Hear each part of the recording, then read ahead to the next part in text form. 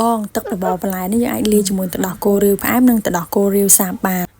ហើយកញ្ញារាហងៃហ្នឹងក៏គាត់ញ៉ាំទឹកបបរបន្លែហ្នឹងគឺជាមួយទឹកដោះគោដែរគាត់ញ៉ាំអញ្ចឹងគឺ2ឆ្នាំមក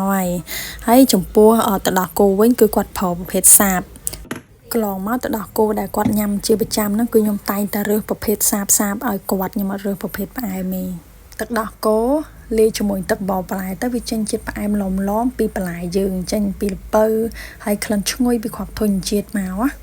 អញ្ចឹងហើយកញ្ញារាចូលចិត្តញ៉ាំមែនតែនដោយសារតែកន្លងមកគាត់ញ៉ាំបាយបានតិចហើយបាយដែលគាត់ញ៉ាំហ្នឹង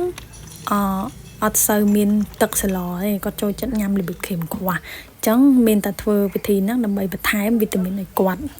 បើសិនជាបងចង់ឲ្យកូនញ៉ាំរបៀបហ្នឹងដែរអាហ្នឹងចាប់ដើមដំបូងគឺអាចបន្ថែមជាមួយនឹងទឹកដោះគោរៀងប្រភេទផ្អែមដើម្បីឲ្យគាត់ស្រួលញ៉ាំណា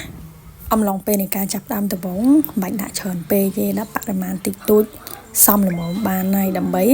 តាមដានមើលថាសុខភាពគាត់ត្រូវមួយនឹងអត់មានបញ្ហារាគរូសឬក៏ហើមពោះអីដែរអត់